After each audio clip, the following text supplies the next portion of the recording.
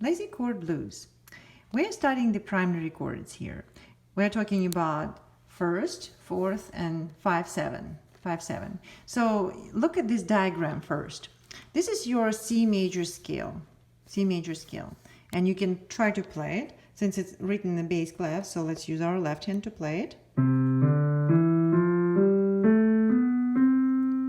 Okay.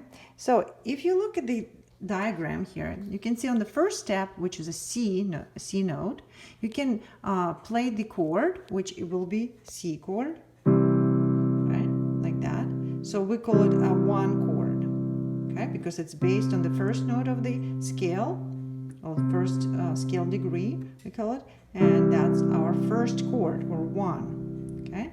Now if you let's look back at our diagram. So if you count your notes, C, D, E, F. So 1, 2, 3, 4. On the fourth, this is a Roman numeral 4. On the fourth note of the scale, or scale degree, it's an F note. We can build another chord. Let's do that. So that's your C major scale again, C, D, E, F, right? So on the fourth note, it's an F note. If you play the chord that starts on the F, like that, so that will call it F4, 4, right? Step 4, chord 4, and that's the F major chord in a scale of C scale, right? C major scale. And then if you go one step higher, so that will be a G note, that's your fifth note of the scale, 1, 2, 3, 4, 5. And then if you build the chord there, so let's just build this chord first, right? Traditional chord, that's a G chord. That would be your 5 chord, right? Or dominant 5. In these books, we study right away a different, not a different kind of chord, but like more broad chord. It's a 5/7 chord. 5/7. It means that it has 4 notes in this chord. G, B, D, F. And why it's 5? Because it's based on the G note, which is the 5th note of the scale, C major scale.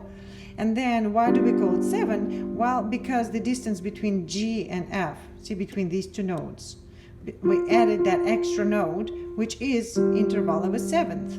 So we call it 5 with a 7th. Okay, that's why we call it 5/7. So that's kind of nice rich chord exists on the 5th note of the scale. And these 3 chords, the 1, the 4, and the 5, we call them primary chords. Primary chords partially because a lot of songs are based on these 3 chords. Okay, so we call them very important chords, primary. Okay, so let's try chord jumps.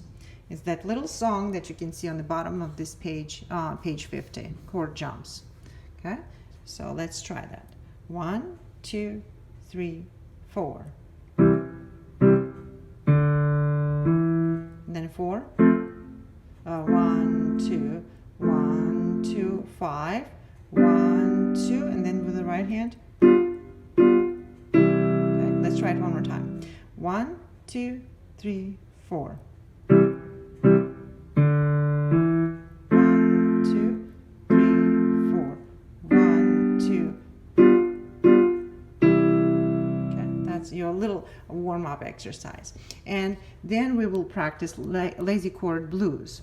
Again, you should practice this pattern first. So what we're doing here, instead of jumping between C and F chords, we can still play F chord if without moving your hand much, by moving your C note, keeping the C note down. So what would happen, so that's your C chord, and that's your F chord, or 4th, right? So you see the same notes, F, A, C, but C is not up here, but it's down here. So we can do that too, okay? And that's what we're talking about here.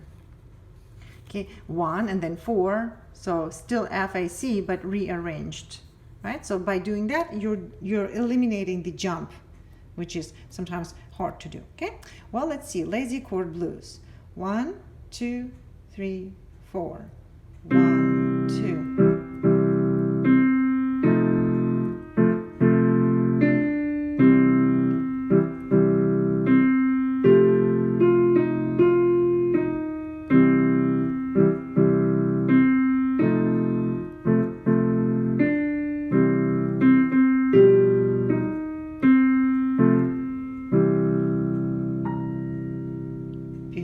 the top.